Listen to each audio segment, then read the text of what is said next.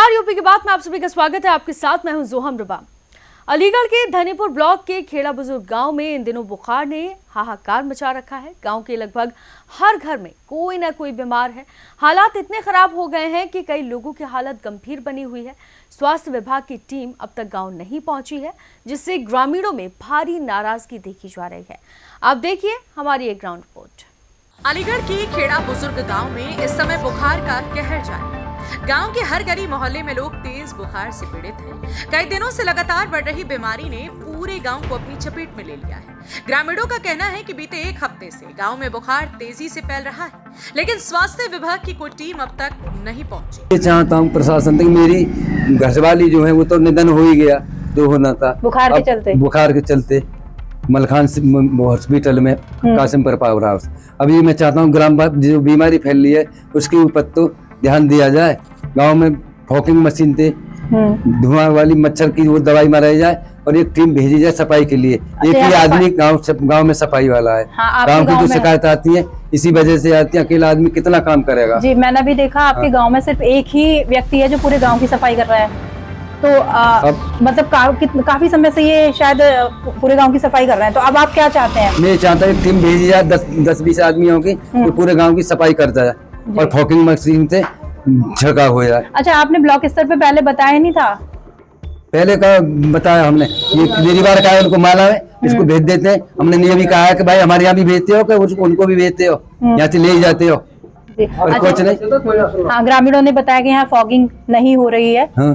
तो मतलब जल्दी से फॉगिंग मशीन भेजी जाए और टीम भेजी जाए सफाई कर्मियों की, जो सफाई हो जाए।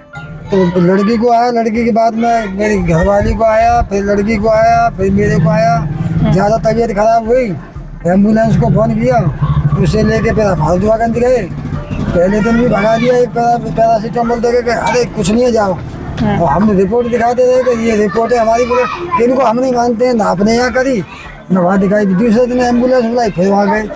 आपने कहीं ब्लड टेस्ट करा लिया था पहले? हाँ, ऐसा था, हमने प्राइवेट पे कराया था।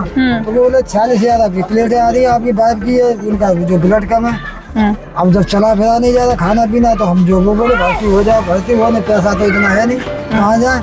हम एम्बुलेंस बुला के हल्द्वागंज गए। हल्द्वागंज वालों ने दिमाग खराब है, कुछ नहीं है, बीमार का चले आते हैं। भला ऐसे बोल रहे थे आपसे? डॉक्टर साहब, क्या नाम था उनका जो बोल रहे थे आपसे? जो बड़े डॉक्टर है उनका नाम तो मुझे मालूम नहीं, सर देवेंद्र कुमार। अच्छा, उन्होंने बोला था ऐसे? तो दिमाग खराब है, रेफर लिख दिया। नहीं साहब, हमें तो मालूम नहीं, एक कह रहे रेफर लिख दिया, एक कह रहे कुछ लिख के। आप जैसा बताओ, हमारे लिए तो भगवान हो, और हम डॉक्टर तो भगवान ही होते मरीज के जैसा। सब भगवान हो, जो आप ट्रीटमेंट दोगे, जो बताओगे हम भी करेंगे। हम तो यहाँ चले आते हैं, आप बताओ क्या करना है, कहाँ जाना है। फिर उसके बाद आप कहाँ गए? उसके बाद उन्होंने एक ड्रग दी हमें। उसके बाद शाम को लेट हो गए, घर आए अंधेरे में 8 बजे। उसके बाद तबीयत ज्यादा खराब हुई, फिर गए नहीं। फिर क्या करते हो, इलाज ही नहीं। तो फिर आप नहीं कहीं गए? फिर कहीं नहीं गए, यही पैरासीटामोल गाँव में से लेकर खाते रहे। अच्छा, अपने आप ही लेकर खा रहे हैं? हाँ, उसी के लिए खा रहे हैं। आपके घर में भी सब पड़े हैं बीमार? पूरा घर टोटल बीमार है। आप क्या चाह रहे हैं? आप अब यही चाह रहे हैं कि भयभीत इतने हैं कि पानी देने वाला कोई नहीं है। खाना कौन खाना बना, पहली बात तो इच्छा ही नहीं है, भूखी नहीं है। अगर प्यास लग रही है तो पूरा घर बीमार, एक दूसरे के पास ही ना जाए, डर के। मैं गाँव में कोई कहीं नहीं जा रहा। गर्मी हो जाती है, ये लगता है कि भैया कहीं ऐसा वायरल है, कहीं ऐसा तो नहीं है कि साले की एक दूसरे से हो रहे। कोई किसी के पास जाने को तैयार नहीं है, बात करने को तैयार नहीं, खड़े होने को तैयार नहीं। गाँव इतना भय का माहौल है कि कहीं कुछ ना हो जाए भैया। घबराहट इतनी है, बेचैनी, बहुत ही ज्यादा गाँव का माहौल खराब है। देखिए, अभी तक जो हम लोगों ने जांच कराई है तो किसी में भी डेंगू होने के तो पुष्ट प्रमाण नहीं मिले हैं। और जो टीमें घर घर विजिट कर रही हैं, कुछ घरों में जो है हमें जैसे कूलर हैं या गमले हैं उसमें लार्वा मिला है, तो परिवारों के सहयोग से हम उसे नष्ट करने का कार्य कर रहे हैं। जहाँ तक बात है मौतों की, तो अभी तक पुष्ट जो है वो 5 मौतों की जानकारी है, परंतु किसी भी में भी जो है वो डेंगू होने के कोई सुस्पष्ट प्रमाण नहीं है। तो मैं आपके माध्यम से ग्रामवासियों से यही अपील करना चाहूँगा कि वो जैसे ही इस तरह के बुखार जैसे लक्षण से पीड़ित हों, तो यहाँ हमारा HWC है, जिसमें हमारे जो वो हैं हमारे CHO हैं वो पोस्टेड हैं और वो यहीं रह कर कार्य कर रही हैं, तो उनसे मिलें और कोई ऐसी दवाई ना लें। अक्सर नीमोस्लाइड जैसी टैबलेट जो आपको आराम तो तुरंत कर देती है, लेकिन कहीं ना कहीं शरीर पर उसका कुप्रभाव पड़ता है। केवल पैरासीटामोल की गोली लें। और जहाँ तक बात है भर्ती कर उपचारित करने की, तो हरदोईगंज में अभी भी 5 लोगों को भर्ती कर उपचारित किया जा रहा है। जो प्रधान जी की जो धर्मपत्नी जी हैं जिनकी मृत्यु के बारे में जानकारी दी गई है, वो भी वहाँ 5 दिन भर्ती रह के आई हैं और डिस्चार्ज के समय वो स्वस्थ थी। और उसके बाद फिर जो उनको कॉम्प्लिकेशन हुए जिसमें किडनीज वगैरह का प्रभावित होना बताया गया है, परंतु उस समय कोई इस तरह के पुष्ट प्रमाण नहीं है जैसे कि हम जांच करते हैं डेंगू की। सर जैसे कि अब प्लेटलेट्स डाउन हो रही हैं, अब किसी की 10,000 हो गई तो उनका ट्रीटमेंट तो यहाँ नहीं हो पाएगा, जैसे दीनदयाल नहीं, में तुरंत आप दीनदयाल मलखान सिंह, तो दीनदयाल में जैसे जाते हैं तो रात में ही कोई पेशेंट गए हैं 10-11 बजे, फिर वो रात में भाग रहे हैं, कहीं उनको जैसे ब्लड भी नहीं मिल पा रहा है, प्लेटलेट्स की भी प्रॉब्लम्स हो रही है, तो उस कंडीशन में क्या करना चाहिए, कहाँ से इन लोगों को अरेंज करना चाहिए? देखिए, इस बारे में मैं आपसे ज़रूर कहना चाहूँगा कि इसमें किसी भी तरह की आप अफवाह की स्थिति ना पैदा होने दें। हमारा आपको पता ही होगा मलखान सिंह में हम लोगों ने ब्लड सेपरेशन यूनिट जो है वो चालू की है। हम अब अपनी प्लेटलेट भी अलग से बना रहे हैं और इस तरह की कोई भी कमी हमारे पास नहीं है। जहाँ तक प्लेटलेट की बात है तो देखिए, चूँकि प्लेटलेट का हाफ लाइफ ही 3 से 5 दिन का होता है, तो इसमें फ्रेश ब्लड से ही अगर आप प्लेटलेट एक्सट्रैक्ट कराएंगे तो वो संभवतः रोगी के लिए लाभकारी सिद्ध होगा। जहाँ तक बात है प्लेटलेट ट्रांसफ्यूजन की, तो यदि आपका 10,000 प्लेटलेट भी है और कोई भी उस तरह के हेमरेजिक डिसऑर्डर देखने को नहीं मिलते हैं तो आप उसमें थोड़ा घबराएं नहीं, हमें सहयोग करें। और जहाँ तक उपचार की बात है तो हम लोग केवल पैरासीटामोल की गोली को ही प्रीफर करते हैं और हाइड्रेशन को प्रीफर करते हैं।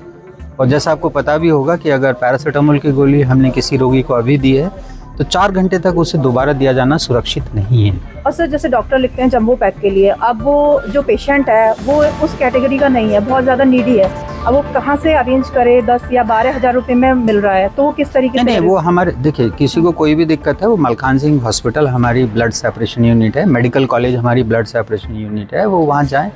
थोड़ा सा देखिए, जब आप सरकारी अस्पतालों में पहुँचते हैं और जब आप किसी निजी चिकित्सालयों में पहुँचते हैं, थोड़ा सा वो सेटिस्फेक्शन जो आपको है, क्योंकि वहाँ हो सकता है क्योंकि उनके दूसरी तरह का स्टाफ भी है जो इन कार्यों में तल्लीन रहता है।